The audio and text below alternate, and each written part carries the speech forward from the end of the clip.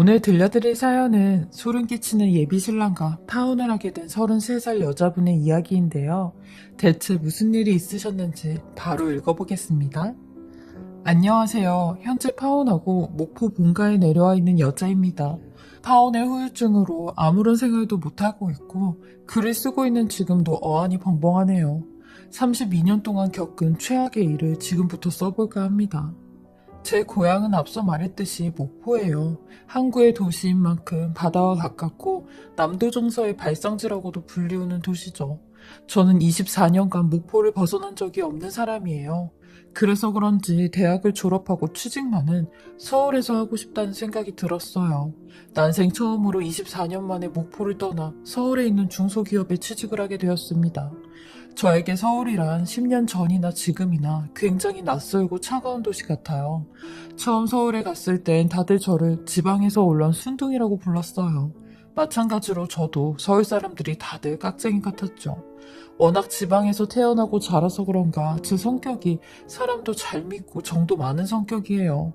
저희 부모님 두 분이 목포에서 식당을 하시는데 수입이 매달 거의 적자임에도 불구하고 오시는 손님들에게 뭐든 다 두둑하게 퍼주곤 하시죠. 이런 부모님의 성격을 자식인 저도 물려받았나 봐요. 막 상경했을 때는 어리버리해서 집도 잘못 구한 적도 있었고 직장 동료들 일까지 제가 다 맡아서 한 적도 있고 그랬어요. 근데 10년 정도 서울에서 살다 보니 저도 깍쟁이가 다 되어 있더라고요. 그리고 2년 전에 예비신랑을 만나게 되었는데 예비신랑을 만나게 된 것도 정말 우연처럼 만나게 되었어요. 제가 버스로 출퇴근을 하는데 버스 의자 사이에 웬 남자 지갑이 하나 떨어져 있는 겁니다. 그래서 그걸 주워서 기사님한테 전해드렸죠. 근데 짜증을 내며 아가씨, 아니 출근 시간에 바빠 죽겠는데 이걸 나한테 주고 가면 어떡해요? 그 안에 명함 같은 거 있으면 그쪽이 알아서 좀 찾아줘요. 다시 버스에 놓고 가지 말고요. 골치 아프니까. 라고 하는데 저랑 한참 동안 실랑이를 하다 결국 어쩔 수 없이 제가 가지고 왔어요. 만약에 지갑 안에 명함이 있으면 연락해서 찾아주고 없으면 그냥 파출소에 갖다 줘야겠다 생각을 했죠. 그리고 회사에 와서 그 지갑 얘기를 하는데 제 직장 동료도 아니 빛나 씨는 참 착한 건지 지방에서 살아서 정이 많은 건지 서울 사람들은 그런 거 봐도 모른 척하고 그래요. 찾아준다고 해도 그런 거 가지고 오면 골치 아프잖아요. 뭐하러 골치 아픈 일을 만들어서 해요? 라고 하는데 참 잃어버린 물건 찾아주는 것도 이렇게 욕을 먹더라고요.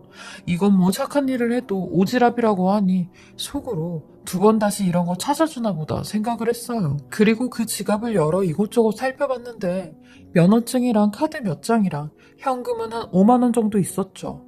그리고 다행히 그 안쪽에 명함이 하나 들어있더라고요. 명함을 보니 지갑 주인의 명함이었어요. 면허증에 있는 이름이랑 명함에 있는 이름이 같았거든요. 무슨 투자회사 대표로 있는 사람이더라고요. 전 거기 써진 번호로 전화를 걸었습니다. 그리고 어떤 남자분이 받았죠.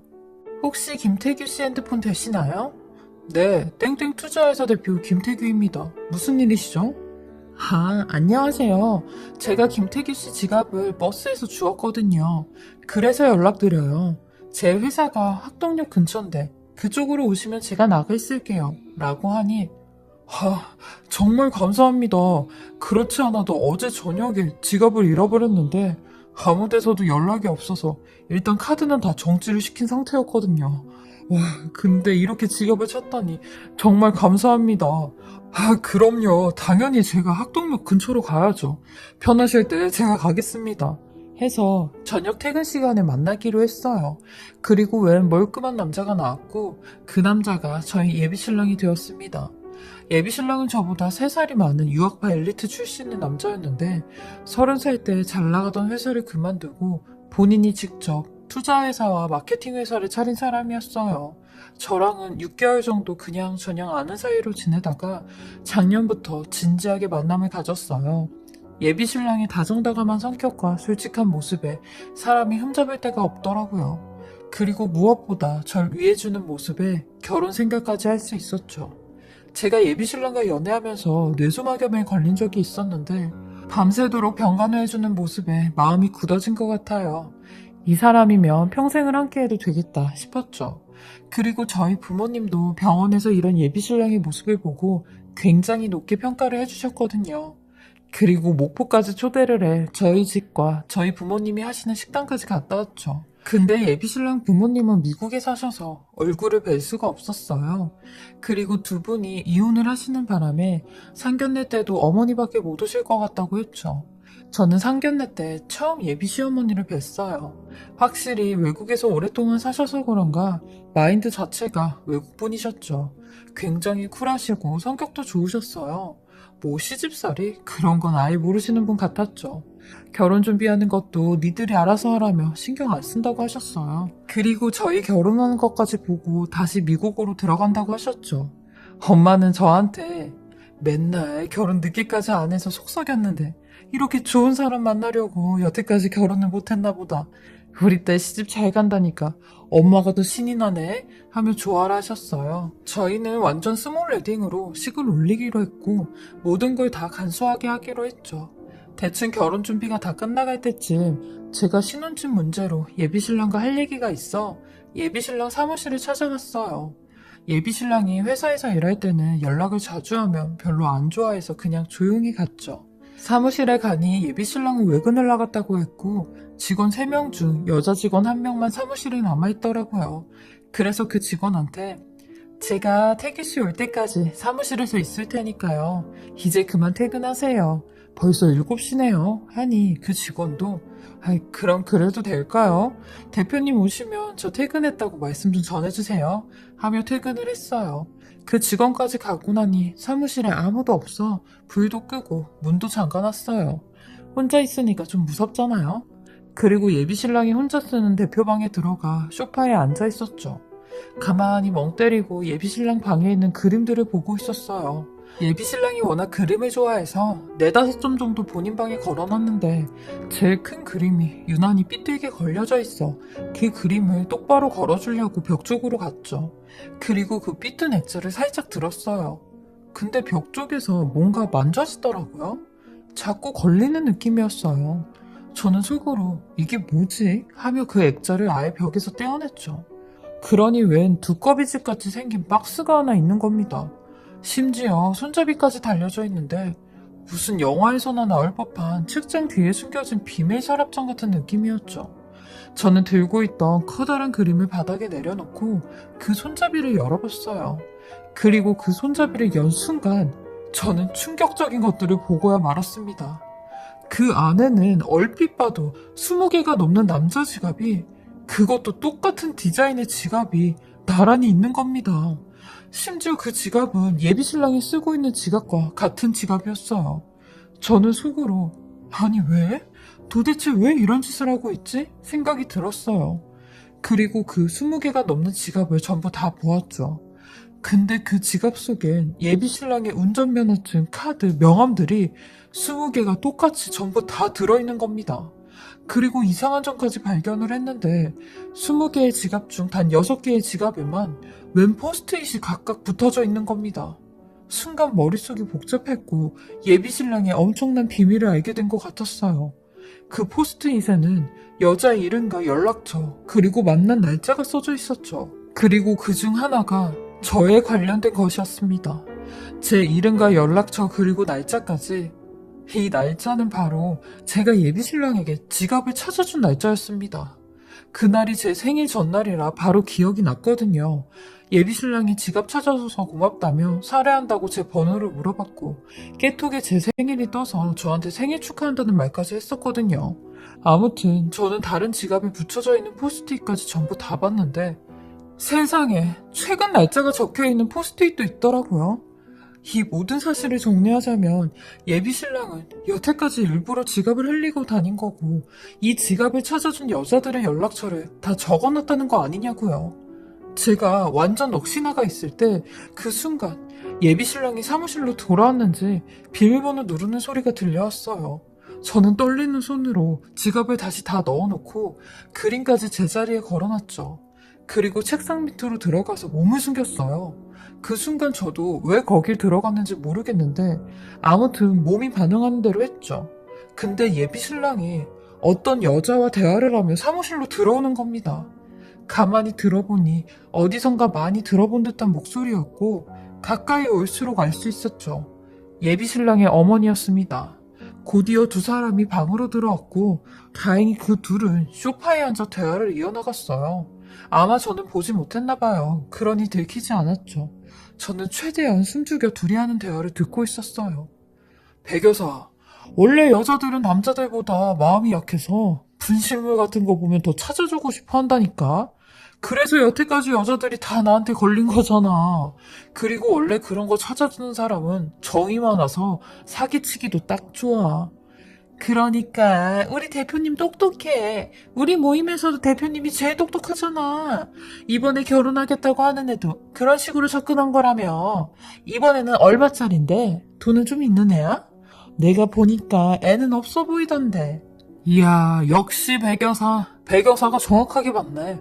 걔 목포 사람이야. 촌에서 온 앤데 걔네 부모가 목포에서 꽤 크게 식당을 하더라고. 내가 사전답사 다 갔다 왔지. 가서 대충 시세 좀 따져보니까 그거 담보로 돈 좀 땡기면 한 2, 3억은 챙길 수 있을 것 같더라고. 나도 옛날에는 못 모르고 막 작업하다가 큰 집 몇 번 갔잖아. 근데 이제는 좀 지능적으로 밑작업을 해야겠더라고. 그래서 지갑 잃어버린 걸로 유인하고 지금 위장 결혼까지 하는 거 아니야. 아, 그러니까 우리 대표님이 고생이 많아. 그래도 내가 그때 엄마 연기 잘했지? 자연스럽게. 걔도 내가 시어머니라고 아주 찰떡같이 믿던데. 하긴 우리 같은 꾼이 그 정도는 연기도 아니지. 하는데 아니 도대체 저 두 사람 무슨 말을 하고 있는 건지 제 귀를 의심했어요. 작업은 뭐고 위장 결혼은 뭐고 게다가 저 사람이 시어머니가 아니라는 말까지 저는 무슨 꿈을 꾸고 있는 것 같았어요. 그리고 뒤이어 하는 대화에 정말 하늘이 무너지는 것만 같았습니다. 아니 그럼 걔는 몇 달 보고 있는 거야? 결혼까지 하면 들어가는 돈이 너무 많은 거 아니야? 이거 좀 손해보는 장사다. 집에 돈이 많은 딸도 아니라며. 아, 그렇긴 한데 내가 출소한 지 얼마 안 됐잖아.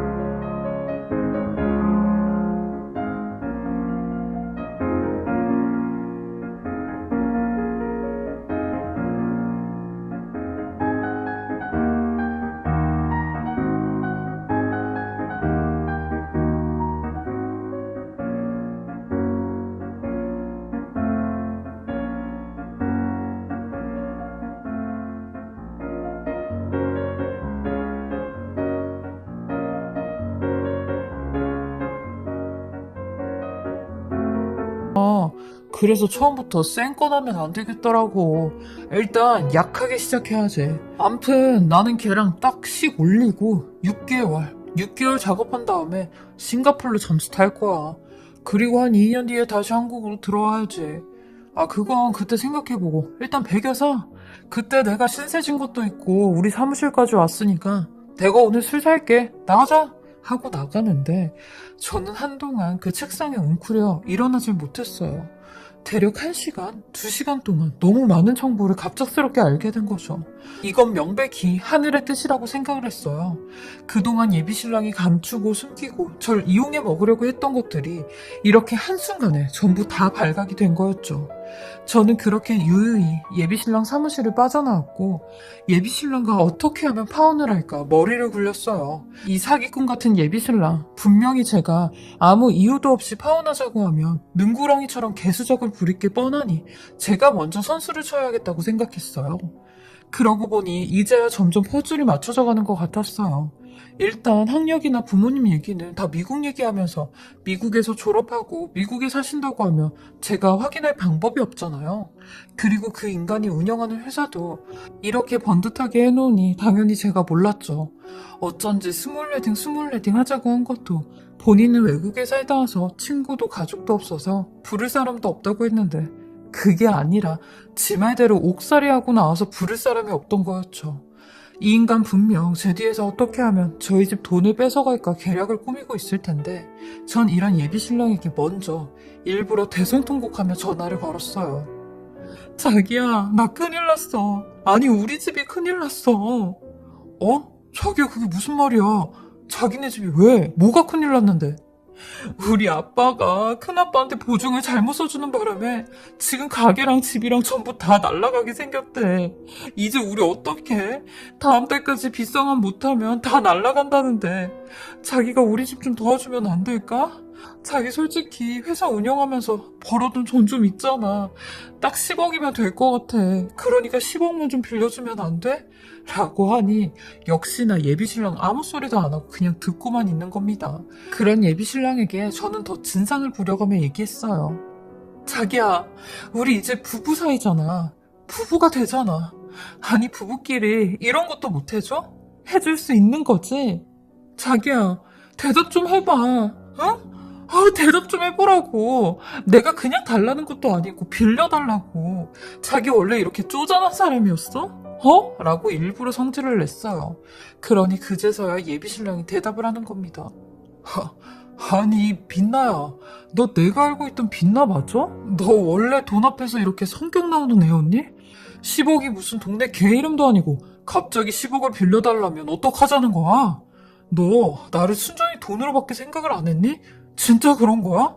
빛나야, 정말 실망이다. 라는데 뭐? 실망? 자기 그럼 지금 그 말이 우리 집한테 10억 못 빌려준다는 소리지? 자기 진짜 쫌생이구나. 뭐 쫌생이?